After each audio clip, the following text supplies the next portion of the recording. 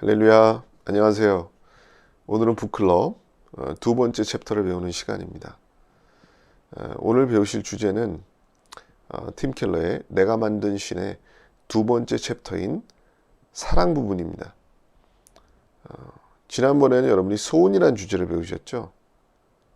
우리들의 내면에 있는 가장 깊은 소원조차도 우상이 될 수 있다는 사실을 여러분 배우셨습니다. 여러분의 소원이 하나님보다 더 갈망하고 집착하는 대상이 되어버리면 그것조차 우상이 될 수 있다는 것입니다. 팀 켈러는 소원, 또 사람의 사랑, 권력, 돈, 성취, 모든 것이 우상이 될 수 있다고 우리에게 경고해주고 있습니다. 특별히 오늘 들으실 사랑이라고 하는 주제가 정말 깊이 있는 주제고 제가 봤을 때 굉장히 유익한 내용이 많기 때문에 여러분이 집중해서 들으시면 많은 은혜가 되실 겁니다. 물론 듣는 것만으로도 여러분에게 유익하겠지만은 여러분 다 들으시고 난 다음에 제가 포인트를 짚어드리면은 이해하시는데 훨씬 도움이 될 겁니다. 그래서 먼저 들어보시고 여러분에게 설명을 해드리도록 하겠습니다. 2. 내가 만든 신, 사랑. 사랑에 속고 속다 환멸에 찬 노예가 되었다. 참 사랑을 찾으려는 인간의 열망은 늘 노래와 이야기로 예찬되어 왔지만 현대 우리 문화에서는 경악스러울 정도로 과장되었다. 뮤지컬 작품에는 밝은 사랑 노래도 많지만 더러는 요즘 추구하는 사랑의 어두운 면을 드러낸다. 뮤지컬 컴퍼니에 살아있다는 것이라는 곡은 사랑에 빠진 남자의 노래다. 그는 상대 여자가 내게 너무 의존하고 나를 너무 잘 알고 나를 갑자기 막아서며 지옥으로 보낸다 라고 노래한다. 그런데도 그는 로맨스만이 나를 살아있게 하는 버팀목이라 우기며 맥 빠지는 관계를 전전한다. 그래야만 자신이 살아있음을 느끼기 때문이다. 마법에 홀린 나라는 노래 속의 여자는 자신이 바보와 사랑에 빠졌고 그 남자가 자신을 실망시킬 거라고 말한다. 그런데도 나는 다시 속아 사랑에 빠졌고 다시 울고 웃는 아이가 되었다 라고 노래한다. 두 인물 모두 사랑에 빠진 상태에 지나치게 의존하고 있다. 차라리 잘못된 관계일 망정 모종의 로맨틱한 관계가 없으면 그들의 삶은 무의미하게 느껴진다. 내가 목회 초기에 만났던 셀리는 미인으로 태어난 게 불운이 되었다. 어려서부터 그녀는 신체적 매력으로 힘을 휘두를 수 있음을 알았다. 처음에는 셀리 쪽에서 남을 조종했지만 결국은 남에게 조종당하는 신세가 되었다. 아무 남자하고든 사랑에 빠져있지 않으면 자신이 무력한 투명인간처럼 느껴졌다. 결코 홀로 있지 못했다. 그 결과 셀리는 폭력을 행사하는 남자들과도 관계를 유지했다. 그녀는 왜 그런 대우를 견딘 것일까? 하나님만이 주실 수 있는 깊은 애정과 수용을 남자에게서 찾으려 했기 때문이다. 그래서 사랑의 노예가 되었다. 흔히들 내 상사는 사람을 노예 부리듯 한다라고 말하지만 그것은 과장법에 불과하다. 물론 상사가 당신을 고달프게 만들 수 있으나 진짜 노예 부리듯 하는 사람은 경계선을 모른다. 말 그대로 당신에게 무슨 짓이든 할 수 있다. 구타하거나 강간하거나 심지어 죽일 수도 있다. 마찬가지로 적절한 경계선을 벗어난 요구는 그것이 좋은 것일지라도 이미 가짜 신으로 변했다는 증거다. 건강을 해칠 때까지 일하거나 승진하려고 법을 어긴다면 일이 우상화되었다는 뜻이다. 연인의 폭행과 가학행위를 허용하거나 완전히 콩깍지가 씌어 병적인 관계를 보지 못한다면 사랑이 우상화된 것이다. 우상에 집착하는 사람은 그것을 놓치지 않으려고 다른 약속을 쉽게 어기거나 무모한 행위를 합리화하거나 배신을 저지를 수도 있다. 우상에 떠밀려 선하고 적절한 모든 경계선을 침범할 수 있다. 우상을 숭배하면 노예가 된다. 사랑을 쫓아다니다 노예가 될 수 있음을 보여주는 이야기가 성경에도 있다. 창세기 29장에 나오는 야곱과 레아의 이야기인데 아주 오래된 것이지만 어느 때보다 지금의 우리에게 딱 들어맞는다. 로맨틱한 사랑과 결혼을 가짜 신으로 삼는 일이야 늘 가능했지만 지금 우리가 살고 있는 문화에서는 사랑을 하나님으로 혼동하기가 더 쉬워졌다. 그래서 사람들은 사랑에 휩쓸려 희망을 몽땅 거기에 건다. 파탄난 인생. 앞장에서 봤듯이 하나님은 아브라함에게 오셔서 그의 집안 곧 후손의 혈통을 통해 세상을 구속하실 것을 약속하셨다. 이제 각 세대마다 혈통을 이을 한 자녀가 선택될 것이고 그가 하나님과 동행하며 신앙을 다음 세대에 전수할 것이다. 그것을 대대로 다른 자녀가 물려받고 또 물려받아 마침내 때가 되면 아브라함의 후손으로 메시아가 친히 오실 것이다. 아브라함은 이삭을 낳았다. 세월이 흘러 이삭의 아내 리브가가 쌍둥이를 임신했는데 하나님은 큰 자가 어린 자를 섬기리라 라고 예언하셨다. 둘째로 태어날 아이가 메시아의 혈통을 잇도록 선택되었다는 뜻이다. 그런데 이삭은 예언에도 불구하고 맏아들 에서에 치중하여 둘째 야곱보다 그를 편애했다. 얄궂게도 이는 아브라함이 범하지 않도록 하나님이 이미 막아주셨던 바로 그 비참한 과오였다. 그때 하나님은 아브라함을 불러 독자를 바치게 하셨다. 이삭의 편애 때문에 에서는 거만하고 버릇없고 고집세고 충동적인 사람으로 자랐고, 야곱은 냉소적이고 울문에 찬 사람으로 자랐다. 차세대 족장을 축복할 때가 되자 늙은 이삭은 하나님의 예언을 무시하고 에서를 축복하려 했다. 그런데 야곱이 차림새를 형처럼 꾸미고 눈이 어두운 아버지에게 들어가 감쪽같이 축복을 받아냈다. 이 사실을 안 에서가 야곱을 죽이기로 작정했으므로 야곱은 필사적으로 광해로 도피해야 했다. 야곱의 인생은 파탄났다.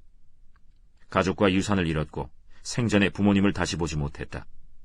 야곱은 비옥한 초승달 지역 건너편으로 향했다. 외가 쪽 친척이 많이 살고 있는 곳에서 목숨이라도 부지할 요량이었다. 라헬만 얻으면 비참한 내 인생 회복되리라. 외가는 몸을 피하러 온 야곱을 받아주었다. 외삼촌 라반이 그를 목자로 채용해 자기 양떼를 일부 맡겼다. 야곱이 정말 관리자다운 실력을 갖추었음을 확인한 라반은 관리직을 제의하며 네 품삯을 어떻게 할지 내게 말하라 라고 했다. 야곱은 오직 라헬을 원했다. 라반에게 두 딸이 있으니 언니의 이름은 레아요, 아우의 이름은 라헬이라. 레아는 시력이 약하고 라헬은 곱고 아리따우니 야곱이 라헬을 더 사랑함으로 대답하되 내가 외삼촌의 작은 딸 라헬을 위하여 외삼촌에게 7년을 섬기리이다. 라반이 이르되 그를 내게 주는 것이 타인에게 주는 것보다 나으니 나와 함께 있으라. 야곱이 라헬을 위하여 7년 동안 라반을 섬겼으나 그를 사랑하는 까닭에 7년을 며칠같이 여겼더라. 히브리어 본문을 직역하면 라헬은 몸매가 좋은 데다 예쁘기까지 했다. 야곱은 그런 그녀에게 홀딱 반했다. 버클리의 저명한 히브리 문학자 로버트 알턴은 야곱이 라헬에게 푹 빠져 상사병이 났음을 보여주는 징후가 본문에 많이 나온다고 지적했다. 야곱이 신부의 값으로 제시한 7년분의 품삯은 당시의 통화가치로 따지면 엄청난 액수였다. 그런데도 그는 라헬을 사랑해서 7년을 며칠같이 여겼다고 한다. 7년이 지나 드디어 야곱이 라반에게 말한다. 내 기한이 찼으니 내 아내를 내게 주소서. 내가 그에게 들어가겠나이다. 알터에 따르면 고대 담화가 대개 정제되었던 데 반해 이 대목의 히브리어 문구는 유난히 노골적이고 생생하며 성적이다. 요즘이라 하더라도 이렇게 말한다고 상상해보라.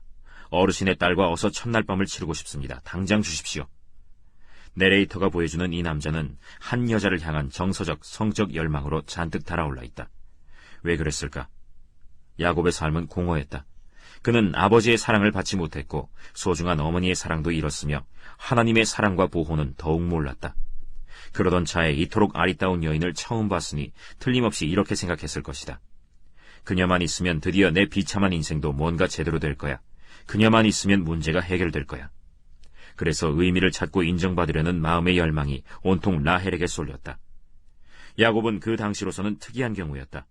문화 역사가들에 따르면 옛날 사람들은 대개 사랑으로 결혼한 게 아니라 사회적 지위를 유지하기 위해 결혼했다. 그러나 지금은 야곱 같은 사람이 드물지 않다.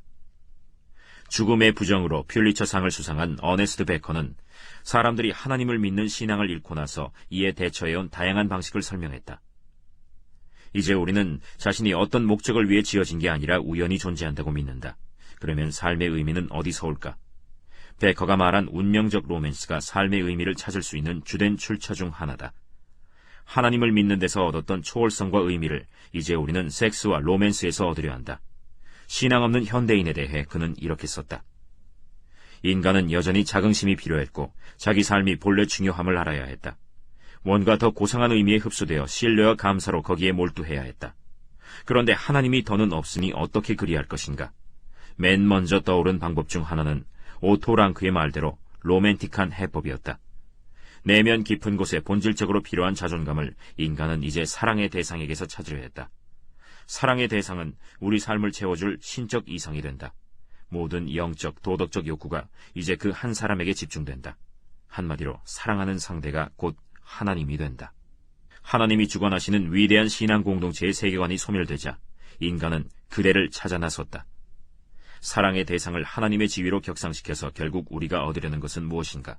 다름 아닌 구원이다. 야곱이 한 일이 바로 그것이며 베커가 지적했듯이 우리 시대의 허다한 이들도 똑같이 찾아 헤매고 있다. 우리 사회의 대중음악과 예술은 계속 그렇게 하라고 우리를 부추긴다. 의미와 초월성을 찾으려는 가장 깊은 마음의 욕구를 몽땅 로맨스와 사랑에 걸라는 것이다. 누군가가 너를 사랑하기 전에는 너는 아무것도 아니다 라는 대중가요 가사를 우리 문화 전체가 그대로 흡수했다.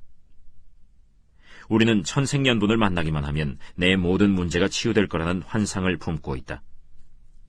하지만 기대와 희망이 그 정도까지 커지면 베커의 말 맞다나 사랑하는 상대가 곧 하나님이 된다.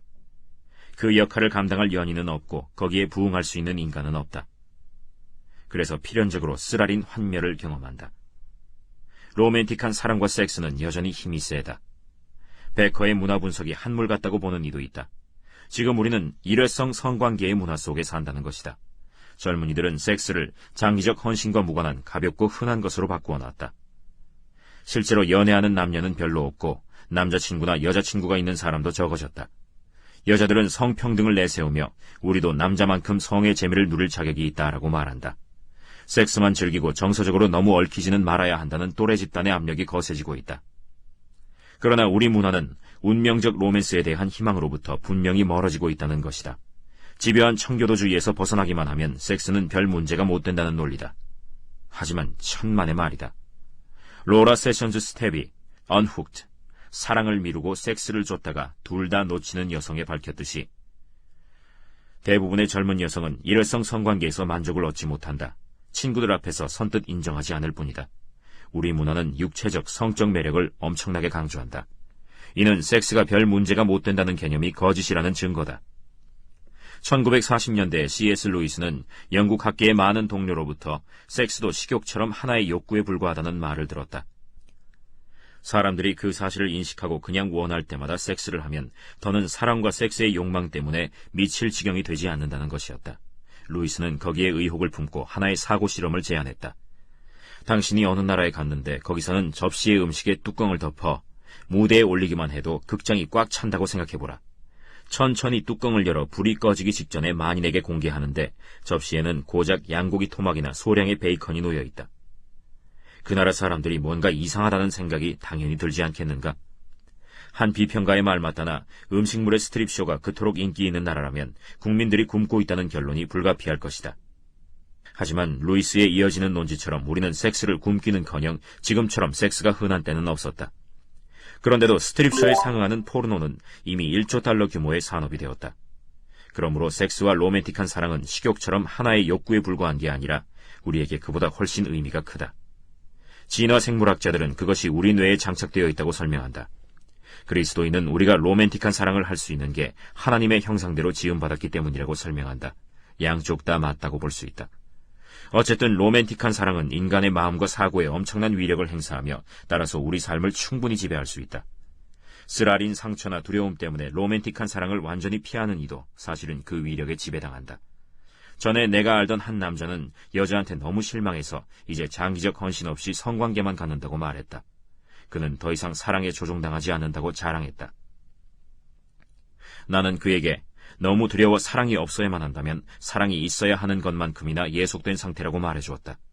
사랑이 없어야만 하는 사람은 훌륭한 짝이 될 만한 사람까지도 피할 것이고 사랑이 있어야 하는 사람은 자기에게 맞지 않거나 난폭한 사람까지도 짝으로 삼을 것이다.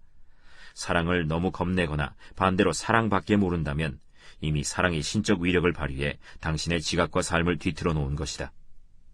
온 집안에 독소를 퍼뜨린 사랑 중독.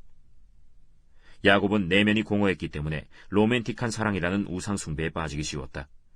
그는 라헬을 얻기 위해 7년간 일하겠다고 했는데 이는 당시 신부를 데려올 때 치르는 통상적 값보다 거의 4배나 많은 수준이었다. 비양심적인 라반은 야곱이 지독한 상사병에 걸려 있음을 보고 그 상태를 이용했다. 라헬과 결혼해도 되겠느냐는 야곱의 물음에 라반은 일부러 애매하게 답했다. 좋다, 그렇게 하자 라고 확답을 준 게 아니라 그를 내게 주는 것이 타인에게 주는 것보다 나으니 라고 말했을 뿐이다. 야곱은 자기가 듣고 싶은 대로 이를 승낙으로 들었으나 사실은 승낙이 아니라 너와 라헬이 맺어지는 것도 괜찮겠지 정도에 불과했다. 7년이 지나자 야곱은 라반에게 가서 내 아내를 내게 주소서 라고 말했다. 풍습대로 성대한 혼인잔치가 열렸다.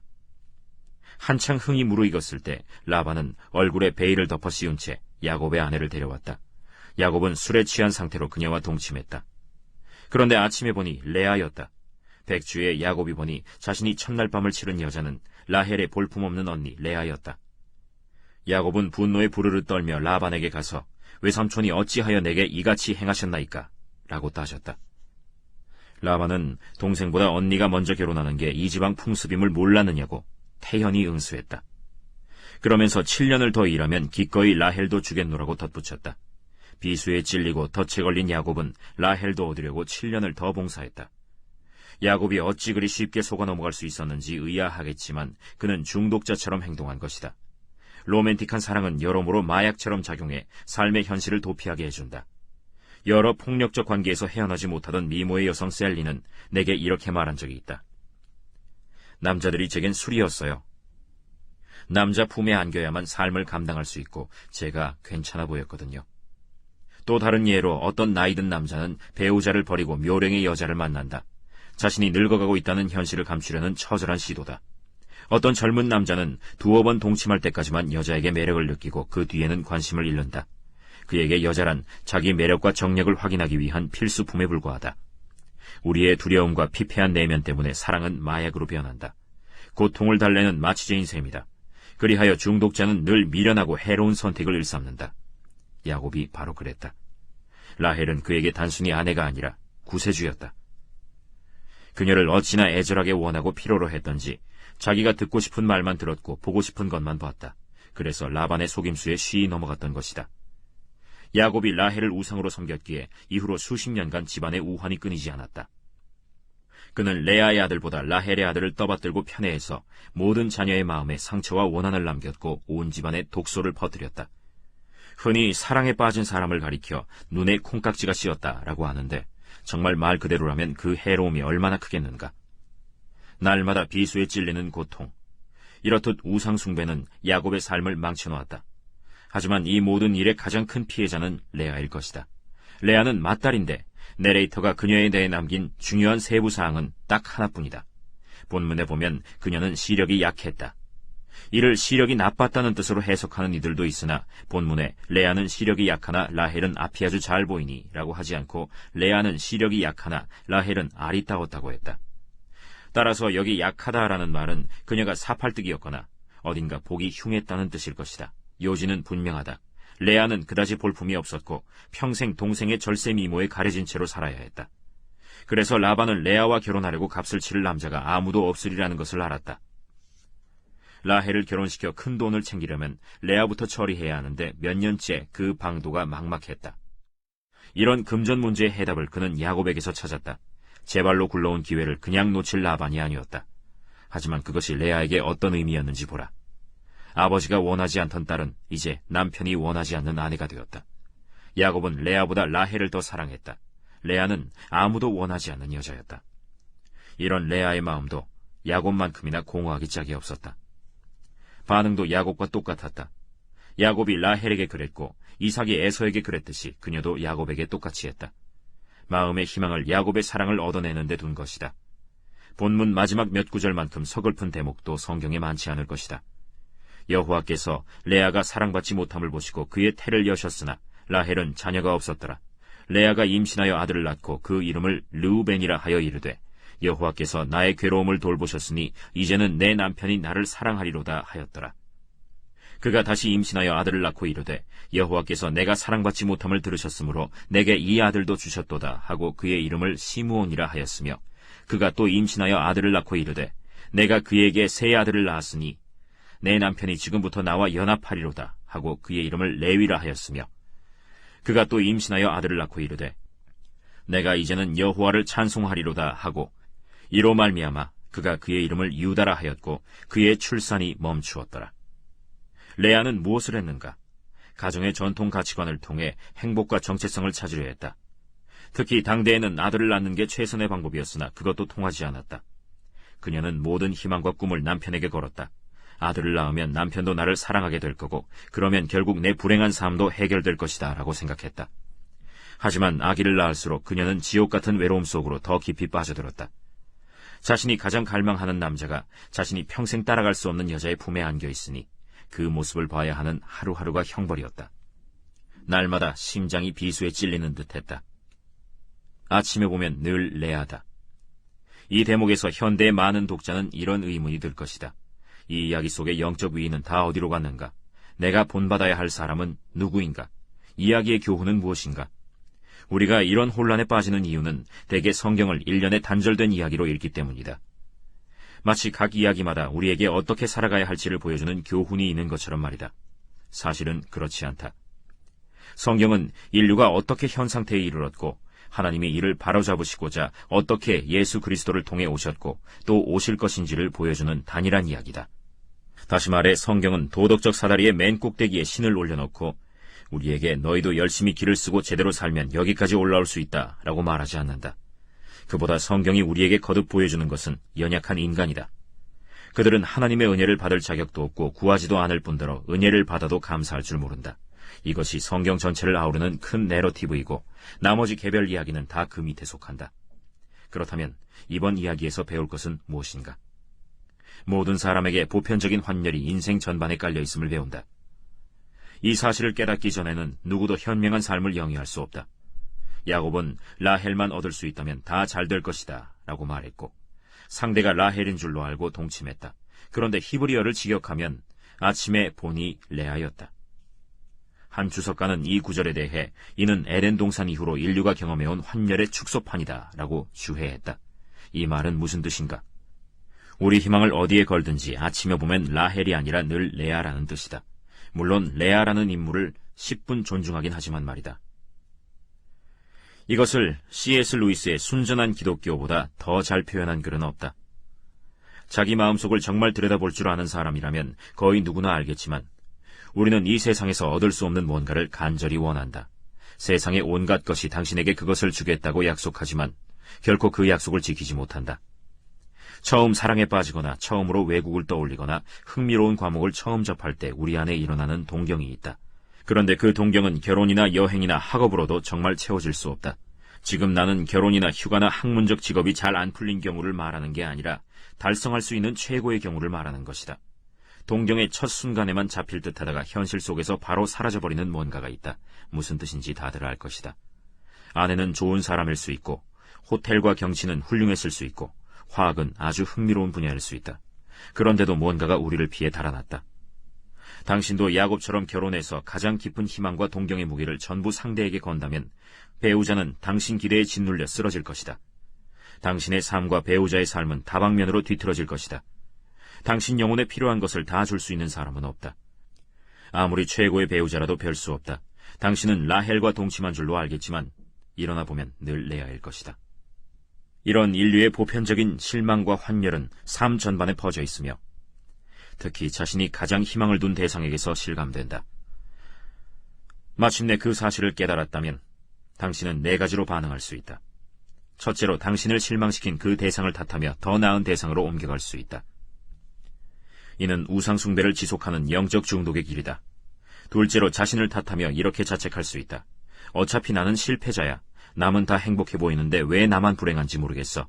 나한테 뭔가 문제가 있나 봐. 이는 자기 혐오와 수치의 길이다. 셋째로 세상을 탓하며 이성을 모두 싸잡아 저주할 수 있다. 그러면 당신은 완고해지고 냉소적이고 공허해진다. 끝으로 C.S. 루이스가 소망에 대한 훌륭한 장의 끝부분에 말했듯이 당신도 삶의 초점 전체를 하나님 쪽으로 조정할 수 있다. 그는 이 세상의 어떤 경험으로도 채울 수 없는 갈망이 내 안에 있다면 가장 개연성 있는 설명은 내가 다른 세상을 위해 지어졌다는 것이다 라고 결론지었다. 남자의 우상, 여자의 우상. 야곱은 운명적 섹스를 추구했고 전통주의자 레아는 아기를 낳으며 아내라는 신분에서 자기 정체성을 찾으려 했다. 하지만 둘 다 좌절했다. 어네스트 베커는 그 이유를 이렇게 설명한다. 로맨틱한 사랑은 인간 문제에 대한 해답이 될 수 없으며 현대인의 좌절은 다분히 거기서 비롯된다. 어떤 인간관계도 신의 역할이라는 무게를 감당할 수 없다. 아무리 사랑하는 상대를 이상화하고 우상화해도 그의 현세적이고 부패하고 부족한 모습이 드러날 수밖에 없다. 사랑하는 상대를 그 지위로 격상시켜서 결국 우리가 얻으려는 것은 무엇인가? 자기 흠을 없애는 것이다. 우리는 자신이 아무것도 아니라는 느낌을 지우려 한다. 자기 존재가 헛되지 않다고 정당화하려 한다. 다름 아닌 구원받으려 한다. 물론 상대는 인간이므로 이것을 줄 수 없다. 로맨틱한 사랑과 관련된 남녀의 전형적 우상은 양쪽 다 막다른 골목이다. 흔히들 남자는 사랑을 이용해 섹스를 얻고 여자는 섹스를 이용해 사랑을 얻는다 라고 말한다. 이 말도 조금은 일리가 있다. 그러나 위의 이야기에서 보듯이 양쪽 다 우리를 실망시키는 가짜신이다. 야곱은 미모의 아내를 얻어 그녀에게서 자기 삶의 정당성을 찾으려 했으므로 상대에게 마음을 주면서도 그녀의 미성숙한 모습과 여러 결함은 보지 못했다. 레아가 섬긴 가짜신은 섹스가 아니었다. 남편의 몸은 분명히 곁에 있었으나 그의 사랑과 헌신은 그렇지 않았다. 그래서 레아는 그의 영혼이 자신에게 달라붙어 연합하기를 원했다. 하지만 야곱이 거부했으므로 그녀의 삶은 늘 빈곤하고 불행했다. 현대문화에 점점 확산되어 온 인식이 있다. 많은 여성이 헌신적 관계라는 우상에 빠져 있다는 것이다. 영화 그는 당신에게 반하지 않았다에 대한 뉴욕타임스의 평론을 보면 마놀라 다기스는 할리우드에서 양산되는 영화 속의 젊은 여자들이 이제 여성적 갈망을 다분히 구두, 결혼식, 아기에 할애하는 듯 보인다 라고 통탄했다. 영화에 등장하는 한 여성 등장인물은 첫 데이트에서 돌아온 뒤 친구에게 전화해 멋진 밤이었다고 말한다. 그 시간에 상대 남자는 집에서 다른 여자에게 전화를 건다. 이 평론가가 제대로 지적했듯이 백마탄 왕자님과의 로맨스와 거창한 결혼식을 우상으로 삼는 여자는 이미 갈망의 노예가 된 것이다. 다기스는 여자들에게 여성이 우상화하는 전형적 사랑을 버리고 남성처럼 사랑하라고 조언한다.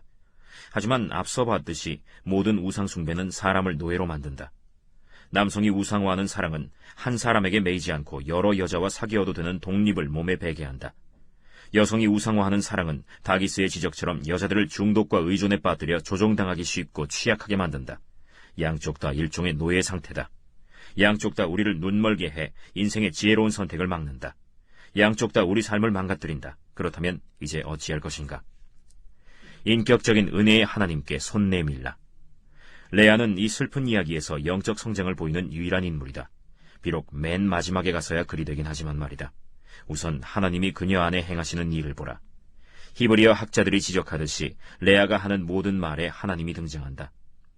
레아는 그분을 여호와라는 이름으로 부른다. 여호와께서 나의 괴로움을 돌보셨으니 레아는 여호와에 대해 어떻게 알았을까?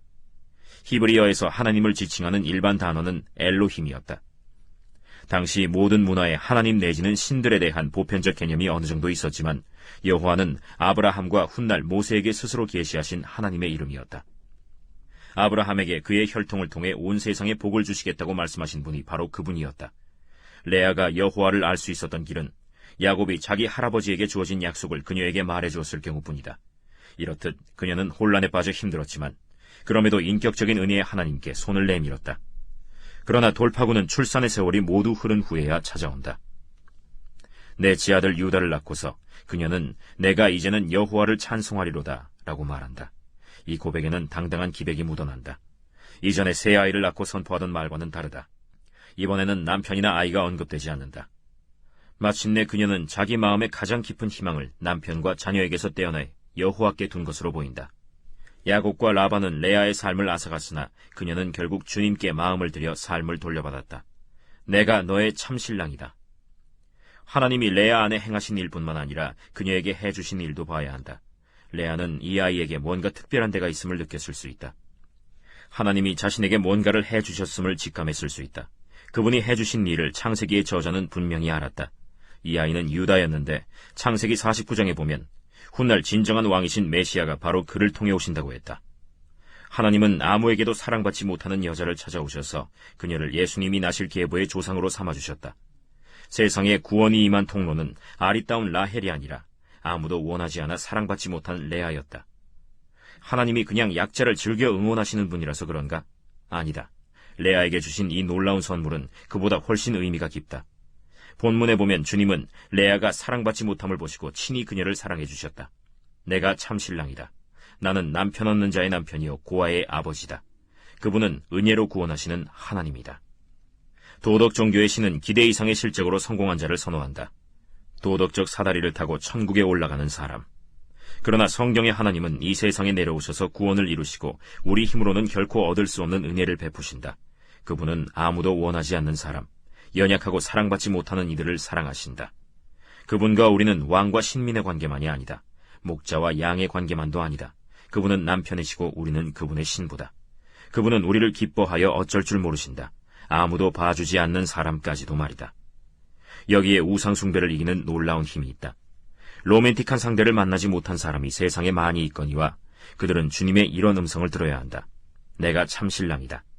내 마음의 모든 갈망을 이루어줄 품은 하나뿐이다. 내게로 오기만 하면 마지막 날에 그 품이 너를 기다리고 있을 것이다. 그러니 지금 내가 너를 사랑함을 알라. 나아가 배우자가 없는 사람만 아니라 있는 사람도 하나님이 우리의 참된 신랑이심을 알아야 한다. 그래야 결혼 생활이 자신의 신적인 기대의 중압감에 짓눌리지 않는다. 신 같은 배우자를 기대하고 결혼한다면 상대가 당신을 실망시킬 것은 뻔하다. 배우자를 덜 사랑하라는 게 아니라 하나님을 더 알고 더 사랑해야 한다. 어떻게 하면 하나님 사랑을 아주 깊이 알아 우리의 숨막히는 기대로부터 연인이나 배우자를 해방시켜 줄 수 있을까? 레아의 삶이 가리켜주는 그분을 바라봐야 한다. 그리스도만이 내 생명. 예수 그리스도로 이 땅에 오신 하나님은 과연 레아의 후손이었다. 그분은 아무도 원하지 않는 사람이 되셨다. 말구유에서 태어나셨고 우리가 보기에 흠모할 만한 아름다운 것이 없었으며 자기 땅에 오셨으나 자기 백성이 영접하지 않았다. 결국은 모두가 그분을 버렸다. 예수님은 아버지께마저 어찌하여 나를 버리셨나이까? 라고 부르짖으셨다. 그분은 왜 레아의 후손이 되셨을까? 왜 아무도 원하지 않는 사람이 되셨을까? 당신과 나를 위해서다.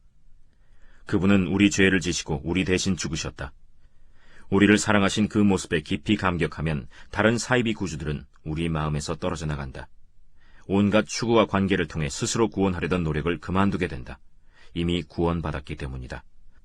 엉뚱한 데서 구주를 찾으려던 것도 그만둔다. 참 구주가 계시기 때문이다. 기존의 애정의 대상을 마음에서 제하려면 새로운 대상의 위력으로 축출하는 수밖에 없다.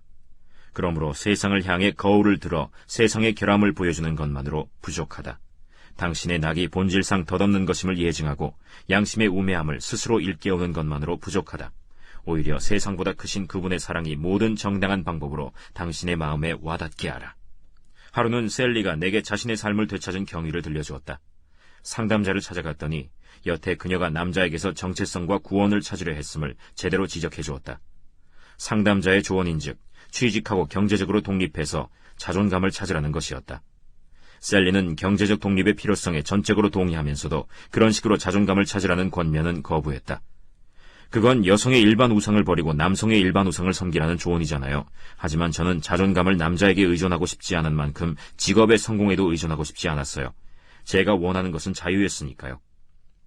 셀리는 그렇게 말했다. 셀리는 어떻게 자유를 얻었을까?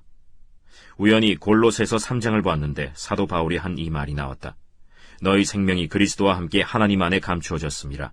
우리 생명이신 그리스도께서 나타나실 그때에 너희도 그와 함께 영광 중에 나타나리라. 그녀는 남자나 직업이나 그 무엇도 자기 생명이나 정체성이 되어서는 안 됨을 깨달았다.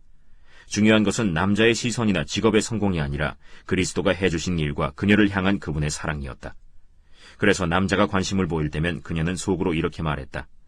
당신은 훌륭한 남자일 수 있고 어쩌면 내 남편이 될지도 모르지만 결코 내 생명일 수는 없어. 그리스도만이 내 생명이시지. 그러는 사이에 그녀도 레아처럼 삶을 되찾았다. 이 영적 훈련 덕분에 셀리는 선을 그어 현명한 선택을 내릴 수 있었고 남자를 이용해 자아상을 살리는 게 아니라 결국 한 남자를 그 자체로 사랑하게 되었다. 우리도 본연의 삶을 살아가려면 모두 그녀가 답했던 질문에 답해야 한다. 내가 바라볼 대상 중 모든 가짜신을 능히 물리치게 할 만큼 아름다운 분은 누구인가? 이 질문의 답은 하나뿐이다. 시인 조지 허버트는 십자가의 예수님을 바라보며 이렇게 썼다. 내 사랑스러운 주여, 주님만이 내 생명이요, 빛이요, 아름다움입니다.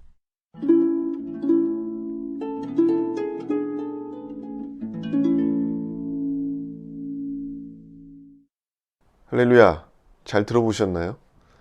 팀 켈러가 굉장히 깊이 있는 내용을 다루고 있죠. 팀 켈러가 사랑이라는 주제를 다루고 있는데 이 사랑이라는 주제가 언뜻 들으면 이제 이성 간의 사랑에 집중하는 느낌을 받지만 꼭 이성 간의 로맨스, 그런 사랑에만 집중되어 있는 건 아닙니다. 모든 인간관계, 사람과 사람이 신뢰하고 사람과 사람이 서로에게 기대하는 모든 것이 너무 과도하게 되면 우상이 될 수 있다는 겁니다. 우리는 하나님보다 사람을 더 믿어서는 안 되겠죠. 그렇게 될 수도 없는 것이고요. 그래서 오늘 팀 켈러가 무엇을 이야기하고 있는가를 하나하나씩 짚어가면서 여러분과 함께 생각해 보도록 하겠습니다. 먼저 팀 켈러가 이런 말을 했어요. 참 사랑을 찾으려는 인간의 욕망은 대단히 과장되었다. 이렇게 얘기하고 있습니다. 팀 켈러는 처음부터 인간의 사랑에 대한 불완전성을 못 받고 있습니다. 인간에 대한 기대가 그 무엇이든 간에 얼마나 크든 간에 그것은 과장된 것이다. 인간의 사랑에 대한 어떤 믿음에 대한 한계성을 우리에게 증거해주고 있습니다. 인간의 사랑은 허망한 것이고 또 인간에 대한 기대조차도 허망한 것이다 라고 하는 것을 우리에게 이야기하고 있어요. 또 이런 말도 합니다. 사람들은 사랑에 휩쓸려 모든 희망을 거기에 건다.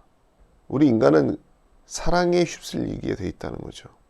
그렇습니다. 우리는 정에 약하고 사랑을 갈구하고 믿음을 갈구하고 그 모든 인간관계가 사랑과 믿음이 없이는 설 수가 없죠. 그럼에도 불구하고 우리는 많은 기대를 갖고 사람을 대하지만 그리고 모든 희망을 거기에 걸지만 그것조차도 헛된 것이다 라고 우리에게 경고를 해주고 있습니다.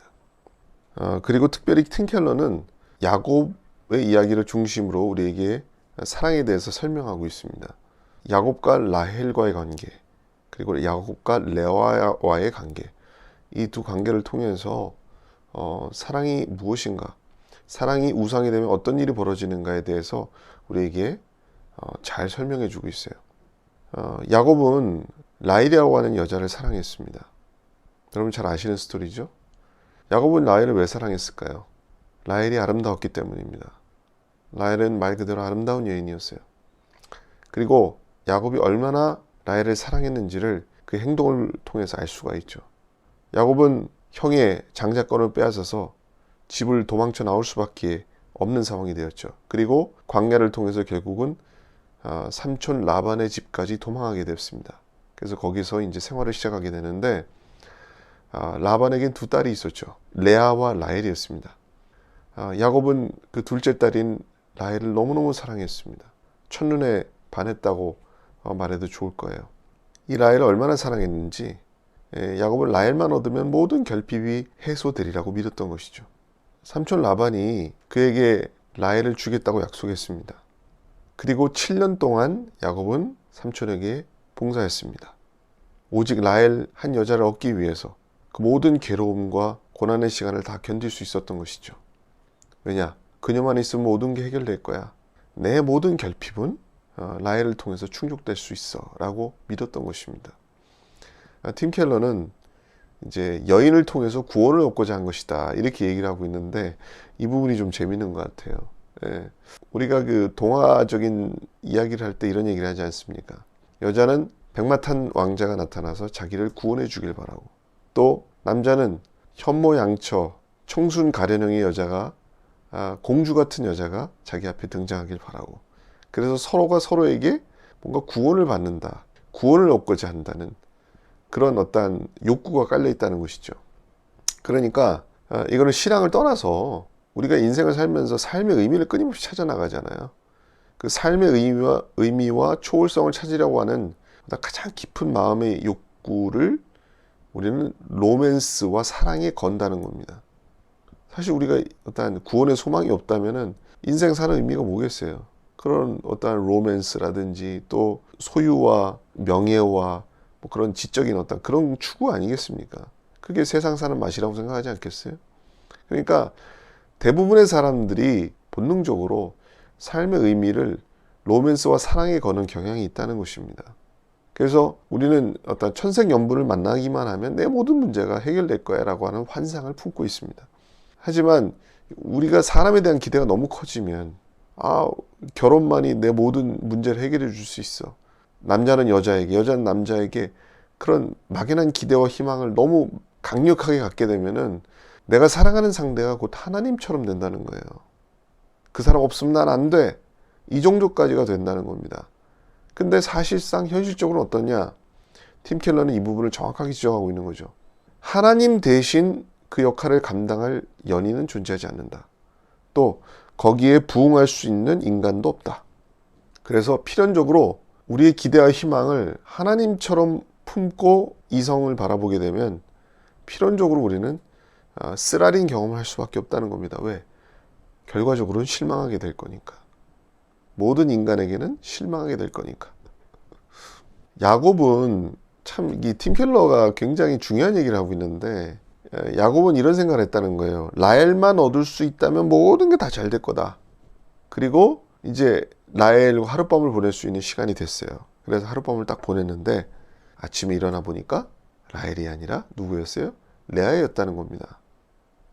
팀 켈러는 야곱의 그 실망, 이루 말할 수 없는 그 실망감, 그 환멸, 이것이 바로 에덴 동산 이후에 인류가 경험한 환멸의 축소판이다, 이렇게 이야기를 해주고 있는 거죠. 항상 우리 인간은 무엇에 희망을 걸든지 실망할 수밖에 없다는 겁니다. 우리는 항상 라헬을 기대하지만 아침에 깨어나고 보면 레아였다는 것입니다. 참 재밌죠? 여기 핵심이 있어요. 우리는 이 세상에서 얻을 수 있는 뭔가를 간절히 원합니다. 그리고 세상의 온갖 것이 우리에게 그것을 줄 것처럼 약속을 하잖아요. 근데 그 약속을 지킬 수가 없어요. 우리가 동경하는 게 그렇고 희망하는 것, 갈망하는 것, 그러니까 뭔가 이렇게 모든 게 다 손에 잡힐 듯 그러지만은 결국 다 안개처럼 사라져버리는 것이라는 거죠. 여러분의 아내는 좋은 사람일 수 있고 또 여러분의 남편도 좋은 사람일 수 있지만 또 정말 세상에서 가장 아름다운 경치를 보고 싶어서 어디에 가도 그 경치가 훌륭해질 수 있지만 그러나 그런 우리 이상과 기대는 금방 없어져 버려요.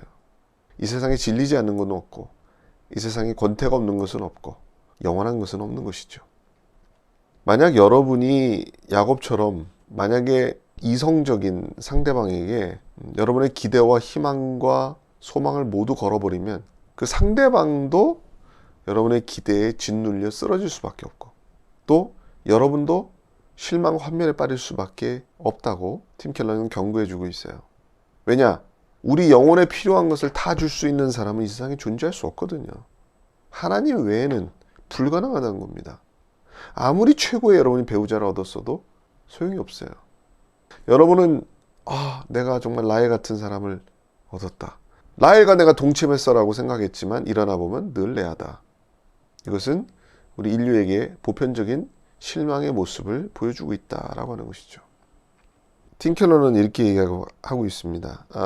우리가 라헬인 줄 알았는데 아침에 깨어보니까 레아라고 하는 것을 깨달았다면 우리는 네 가지로 반응할 수 있다는 거죠. 첫 번째 뭐냐? 나를 실망시킬 그 대상을 우리가 탓하면서 이 사람 아닌 것 같아. 그리고 다른 사람, 저 사람이 더 괜찮은 것 같아 라고 또 다른 더 나은 대상으로 옮겨갈 수 있다는 거죠. 이것은 굉장히 나쁜 반응이라는 겁니다. 왜냐? 새로운 우상 숭배를 계속 또 새롭게 찾아가는 거와 마찬가지다.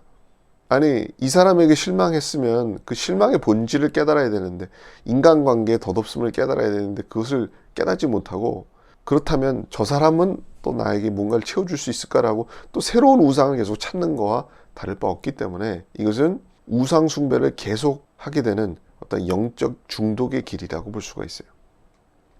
또 두 번째는 이렇게 반응할 수 있다는 겁니다. 인간관계에 실패했다고 해서 내 자신을 탓하면서 그래, 나는 실패자야. 다른 사람은 다 행복해 보이는데 나는 왜 이렇게 불행한지 모르겠어. 나한테 문제가 있나 봐. 이렇게 만약에 반응한다면 이거는 자기 혐오와 또 수치의 길에 빠지고 마는 것이죠. 이것도 올바른 자세가 아니다는 겁니다.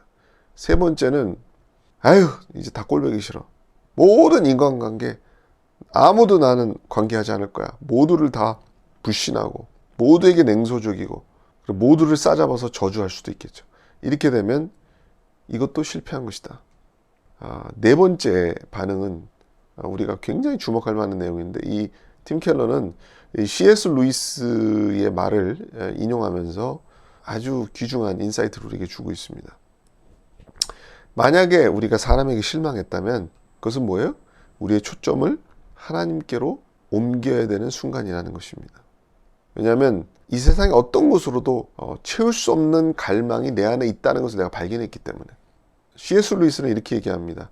이 세상의 어떤 곳으로도 채울 수 없는 갈망이 내 안에 있다고 한다면 가장 개연성 있는 설명은 내가 다른 세상을 위해서 지어졌다는 것이다 라고 하는 것이죠. 그러니까 뭐냐면 여러분이 인간관계에 대해서 막 실망하잖아요. 그럼 그래, 나를 채울 수 있는 건 아무것도 없어, 하나님밖에 없어, 이런 생각이 들면서 동시에 뭐예요?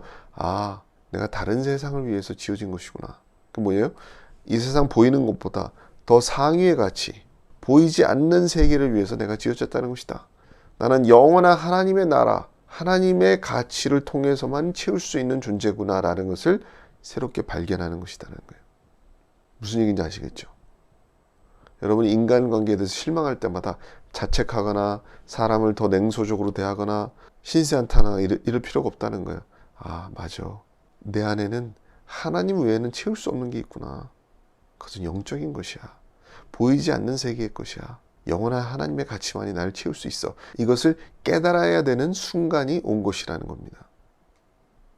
결론적으로 로맨틱한 사랑은 모든 인간 문제에 대한 해답이 결코 될 수가 없습니다. 어떤 인간관계도 하나님의 역할이라고 하는 무게를 감당할 수가 없어요. 하나님 역할을 대신할 수 있는 게 없거든요, 우리 안에. 하나님 자리에 그러니까 사람을 올려놓으면 안 된다는 거예요. 아무리 우리가 사랑하는 상대를 이상화하고 우상화시켜도 사람은 부족하거든요. 인간은 한계를 가질 수밖에 없고 불완전하고 부패했기 때문에 그 모습을 드러낼 수밖에 없고 우린 거기 실망할 수밖에 없는 겁니다. 깨달으시길 바랍니다. 여러분, 레아라고 하는 여인은 결핍에 쌓인 여인이었어요.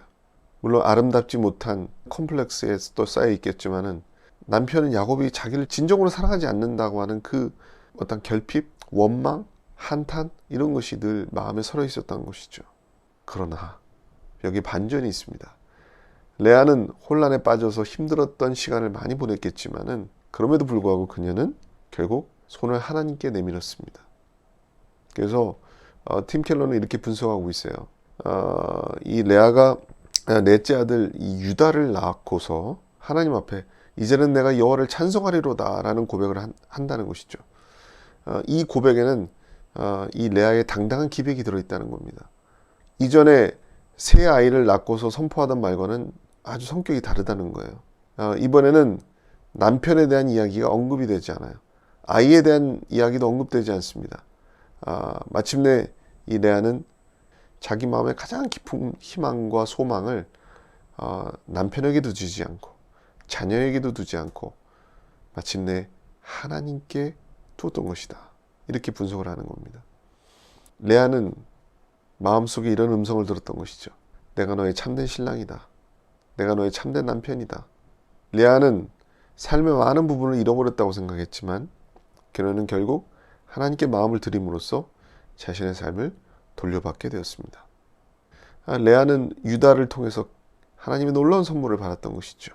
훗날 진정한 왕이신 메시아께서는 유다의 후손을 통해서 오셨기 때문에 그렇습니다. 하나님께서는 아무에게도 사랑받지 못했던 여자, 불쌍한 여자 레아에게 찾아오셔서 예수님이 나실 계보의 조상으로 삼아주셨던 것이죠. 세상에 구원이 임하는 통로, 그 귀중한 통로는 가장 아름다웠던 라헬이 아니라 홀대받고 천대받았던 정말 한 맺힌 여자 레아를 통해서 이루어졌습니다. 그만큼 레아는 축복을 많이 받은 여자였던 것이죠. 하나님께서는 아무도 원하지 않는 사람, 연약하고 사랑받지 못하는 이들조차 사랑하십니다. 하나님과 우리와의 관계는 왕과 백성의 관계, 또 목자와 양의 관계만이 아니라 하나님은 남편이시고 우리는 신부입니다. 그분은 아무도 봐주지 않는 사람까지도 봐주시고 주목하고 계십니다. 여기에 우상숭배를 이기는 놀라운 힘이 있습니다. 로맨틱한 상대를 만나지 못할 사람이 세상에는 많이 있어요. 최고로 이상적인 사람을 만난 사람도 간혹 있겠지만 그러지 못한 사람이 대부분이죠. 그들 모두가 주님의 이런 음성을 들어야 됩니다. 너의 마음의 모든 갈망을 이뤄줄 대상은 바로 나다. 내게로 오라. 그리하면 내가 너를 쉬게 하리라. 라고 하는 말씀을 들어야 될 것입니다. 여러분이 하나님의 사랑을 더 깊이 알아가면 알아갈수록 우리가 사람에 대해서 갖는 숨막히는 그 기대로부터 해방될 수가 있습니다. 레아가 하나님을 진정으로 바라봤을 때 그분을 통해서 위로를 얻고 거기에서 보상을 받듯이 여러분도 예수님을 통해서 보상을 받으시길 바랍니다. 팀 켈러는 마지막으로 이렇게 얘기합니다. 우리를 사랑하신 주님의 모습에 깊이 감격하고 우리가 감사하게 되고 그 은혜를 깊이 누리게 되면 다른 어떠한 대상들은 우리 마음에서 다 떨어져 나가게 돼 있다는 겁니다. 우리가 모든 인간관계를 통해서 우리 스스로를 구원하려고 하고 기대를 충족시키려고 하는 노력을 정말 우리가 예수님을 만나게 되면 그만두게 된다는 겁니다. 왜? 이미 우리는 구원받았기 때문에, 예수님 한 분만으로 족하기 때문에 그렇습니다. 마지막으로 팀 켈러는 여러분에게 이렇게 묻고 있습니다. 여러분이 바라보는 대상 중에 모두 우상을 물리치게 할 만큼 아름다운 분은 누구인가? 여러분은 그 답을 알고 있죠. 오직 예수님 한 분뿐입니다. 여러분이 예수님 한 분만으로 충만을 경험할 수 있을 때, 예수님 한 분으로 족할 수 있을 때, 예수님이 진정 나의 전부가 될 때, 그때 여러분은 사람이 충족시켜줄 수 없는 위대한 충만을 여러분이 경험하게 될 겁니다. 오늘은 여기까지 하겠습니다. 다음번에 더 유익한 내용으로 여러분과 함께 하도록 하겠습니다. 감사합니다.